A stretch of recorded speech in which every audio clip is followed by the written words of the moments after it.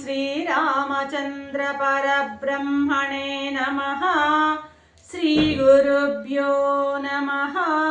శ్రీమాత్రే నమః. శ్రీగణేశాయ నమః.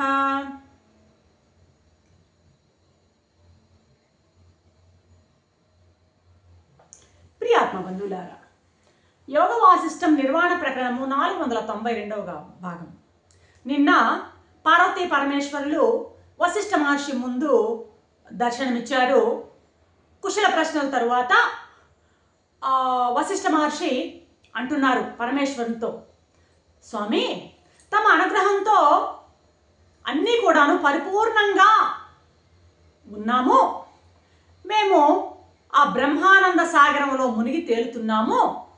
అయితే నాకు పూర్వాశ్రమం నుండి కూడాను నా మనసులో ఒక సందేహం ఉంది. ఆ సందేహం నాలో తొలుస్తూ ఉంది. ఆ సందేహాన్ని తమరిప్పుడు తీర్చాలి. అదేంటంటే, దేవతార్చన అంటే ఏమిటో సెలవివ్వండి అని సవినయంగా అడుగుతారనమాట. పరమేశ్వరుడు బ్రహ్మజ్ఞులలో శ్రేష్ఠుడా అని సంబోధిస్తాడు ఇక్కడ. అంటే బ్రహ్మజ్ఞానులలో శ్రేష్ఠుడైనటువంటి వాడి నీకు రావాల్సినటువంటి ప్రశ్న అంటయ్యా ఇది అన్న వ్యంగ్యం అక్కడ మనం అర్థం చేసుకోవాలన్నమాట. అయితే ఇక్కడ ఈ ప్రశ్నలు వేసేది మన తరపున, మన మౌత్ పీస్ లాగా మన ప్రశ్నలను అక్కడ వశిష్ఠుడు అడుగుతున్నాడు. అక్కడ వశిష్ఠుడు కొరకు కాదు, మన కొరకు వశిష్ఠుడు అడుగుతున్నాడు అనమాట. అది మనం ఇక్కడ అర్థం చేసుకోవాలి. లేకపోతే బ్రహ్మజ్ఞానం ఏంటి, దేవతార్చన గురించి అడగడం ఏంటి అని మనకు కూడాను ఒక రకమైనటువంటి అనుమానం రాక తప్పదనమాట. సరే, అడిగారు, అయ్యా బ్రహ్మజ్ఞుల్లో శ్రేష్ఠుడైన వాడివి నీవు, మహాత్మ్యమైనటువంటి ఆ దేవతార్చన అనేటువంటి విషయాన్ని గురించి నువ్వు నా ముందు ప్రస్తావించావు. నేను తప్పకుండా నీకు దాన్ని వివరిస్తాను. దీనిని కనుక ఒక్కసారి కనుక అనుష్ఠిస్తే వాడు ముక్తుడే అవుతాడు ఎవడైనా సరే. కాబట్టి ఖచ్చితంగా నీ కోరికను నెరవేరుస్తాను. అయినా నువ్వు నిర్వికల్ప సమాధిలో ఉన్నావా లేవా? నీకు ఇక్కడ దేవతార్చన గురించి తెలుసుకోవాలని అనుకుంటున్నావంటే నీకు భిన్నంగా ఒక దేవతను నువ్వు చూస్తున్నప్పుడే నీకు ఆ ప్రశ్న ఉదయిస్తుంది. ద్వైత దృష్టి ఉన్నట్టు లెక్క అన్నమాట. సరే, ఏది ఏమైతేమి నువ్వు అడిగావు కాబట్టి నేను చెప్తాను అంటూ, అసలు నువ్వు దేవుడు అంటే ఎవరనుకుంటున్నావయ్యా? దేవుడు అంటే ఎవరనుకుంటున్నావు? మనం కూడా ఎవరిని దేవుడు అంటున్నావు నువ్వు? ఏంటి, ఆ విష్ణువా, పద్మాక్షుడా, త్రినేత్రుడా? ఎవరా ఆయన? త్రినేత్రుడు అంటే ఏనే అనమాట. త్రినేత్రుడా, వాయువా, సూర్యుడా, అగ్న, చంద్రుడా, బ్రాహ్మ, ఎవరయ్యా? వాడా, నువ్వా అనే ఎవరయ్యా దేవుడు అంటే? ఎవరు కాదు అంటున్నాడు. నేను చెప్పిన ఈ లిస్ట్ అంతా ఎవరు దేవుళ్ళు కాదు. ఆ దేవుడు విష్ణువు కాదు, ఆ త్రిలోచనుడు కాదు. ఏమి అసలు ఆ మామూలుగా ఒక దేవుడు అంటూ ప్రత్యేకంగా ఒకరున్నారు అనేటువంటి భావనే సరికాదు అంటున్నాడు ఇక్కడ పరమేశ్వరుడు. ఇప్పుడు వానికి ఒక దేవునికి ఒక దేహం అనేది ఉండదు.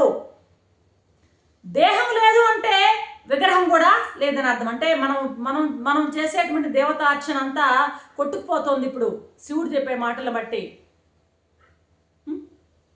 దేహం లేనప్పుడు, దేహమే లేదంటే విగ్రహం కూడా లేదు.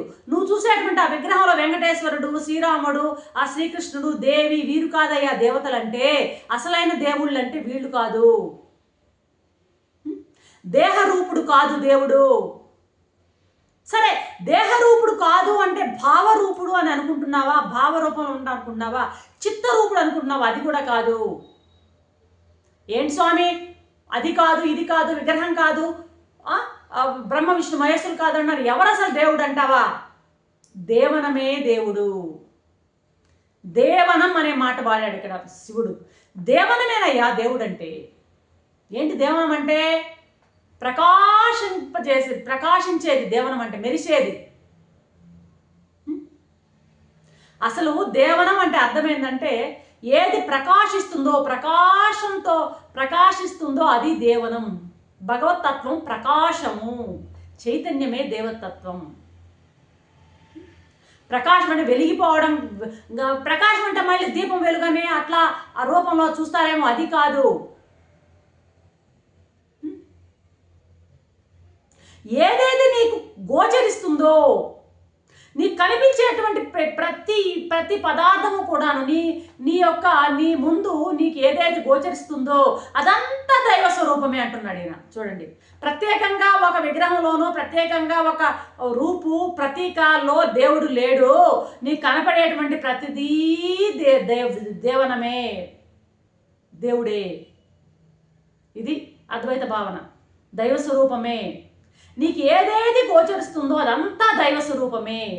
ఈ కనపడేవన్నీ ఆ లెక్కన నాకు ఈ గదిలో కనిపించే ప్రతి వస్తువు దైవమేనా అంటే దైవమే అంటున్నాడు ఈయన.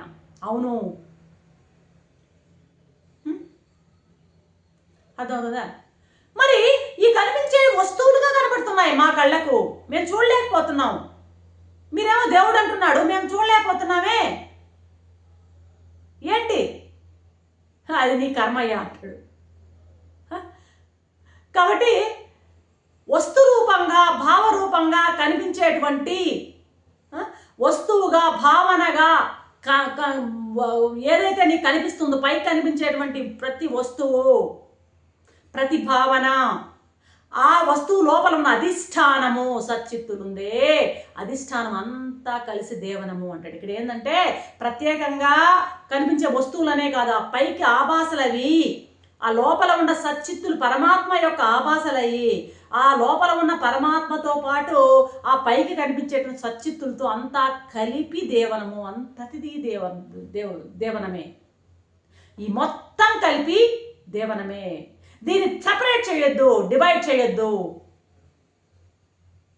అదంతా కూడాను నా దృష్టికి గోచరం అవుతుంది, గేయం అది. అర్థమైందా? దానిని గమనిస్తున్నది ఎవరు? జ్ఞానం, నా జ్ఞానం. ఈ జ్ఞానము, ఆ గేయము, ఆ గేయాన్ని చూస్తున్నటువంటి జీవులు అన్నీ, వీటన్నిటికీ అధిష్టానంగా ఉన్నటువంటి సత్తు చిత్తులు అన్నీ కలిపి దేవనము, మొత్తం కలిపి అద్వైత భావాన్ని ఇక్కడ వదులుతున్నాడు శివపరమాత్మ. కనిపించే అనిమేటు ఇనానిమేటు వస్తువులోను ప్రతి భావనలోను ఆ వస్తువు భావనలో ఉన్న సచ్చిత్తులు అంతా కలిపి దేవనం అంటున్నాడు. మొత్తం ఉన్నది ఒకటే, అదే దేవనము. అర్థమైందా? కాబట్టి ఇది దేవనం అంటే. అన్నీ వీటి ప్రకాశిస్తున్నాయి, ఇవి ప్రతి ఒక్కటి కూడాను కనపడుతోంది, అపీర్ అవుతోంది. కాబట్టి వస్తువులు భావాలు అన్నీ మనకి కనపడుతున్నాయా లేదా? అన్నీ కనపడుతున్నాయి.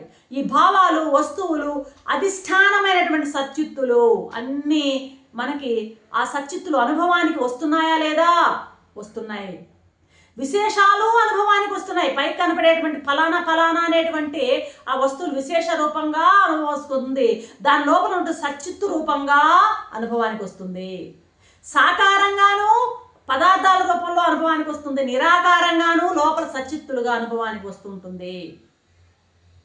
ఈ నిరాకారం సాకారమైనట్టు, సాకారం నిరాకారమైనట్టు మళ్ళీ అనుభవానికి ఖచ్చితంగా వస్తూనే ఉంటుంది. సర్వభూతాల రూపంగా భాషించేది, సర్వభూతాలు ఆత్మరూపంగా సచ్చిత్తుల రూపంగా భాషించేటప్పుడు ఆ సచ్చిత్తుల రూపంగా భాషించేది ఆ పైకి కనపడే విశేషాల రూపంలో ఉంటాయి. రెండు ఒకటే, రెండింటిని కలిపట్టుకో. లోపల ఉన్న సచ్చిత్తులు పైకి కనపడేటువంటి ఆభాస అయినటువంటి ఈ నామరూపాలన్నీ రెండింటిని కలిపి ఎప్పుడైతే పట్టుకుంటావో, కలిపి చూసేదానికి నువ్వు ఎప్పుడైతే అలవాటు చేసుకుంటావో అదే సమదర్శి. వాడిని సమదర్శి అంటాం, సమదర్శనం అంటాం. అది అలా చూడడం, కలిపి పట్టుకోవడాన్ని సమదర్శనం అంటావు, కలిపి చూసేవాడిని సమదర్శి అంటాం. అప్పుడే నీకు ఏమవుతుంది? ఆ దైవం ప్రసన్నమవుతుందయ్యా. అయితే ఎవడా దేవుడు అని అడుగుతావా నువ్వు? ఆ ప్రకాశమే దేవుడు అంటాను నేను. అది ఎలా ఉంటుంది అంటావా? అది కృత్రిమం కాదు, ఆర్టిఫిషియల్ కాదయ్యా. కృత్రిమైనది ఏముంటాయి? ఆది ఉంటుంది, అంతం ఉంటుంది, పుట్టుక గిట్టడం అనేది ఉంటుంది, పుట్టి నశింపు అనేది ఉంటుంది. అది కృత్రిమం కాదు, అకృత్రిమం. కాబట్టి దానికి ఆద్యంతాలు లేవు. అది అనంతం. సకల చరాచర ప్రపంచ సృష్టి అంతటా కూడా వ్యాపించి అనంతంగా వ్యాపించి ఉంది. ఆకారంగా ఒక ఆకారానికి పరిమితం అయిపోతే, పరిచ్ఛిన్నం అయిపోయినట్లయితే, ఆ పరిచ్ఛిన్నమైనటువంటి ఆ ఫలానా ఎప్పుడైతే అది ఒక ఆకారానికి పరిమితం అయిపోతుందో అది ఫలానా అని అంట విశేష రూపంలో ఒక ఆకారం వస్తుంది దానికి. అది ఏమవుతుంది? మితం అయిపోతుంది. దాన్ని కొలవగలం మనం. అమితం అంటే ఏంది? నిరాకారం, సర్వవ్యాపకం. అది అమితం, దాన్ని కొలవలేము. అది అపరిమితం. అర్థమైందా? కాబట్టి పరిమితమైనటువంటిది దేన్నో నువ్వు దేవుడిగా పూజించడం అన్నది సరికాదు.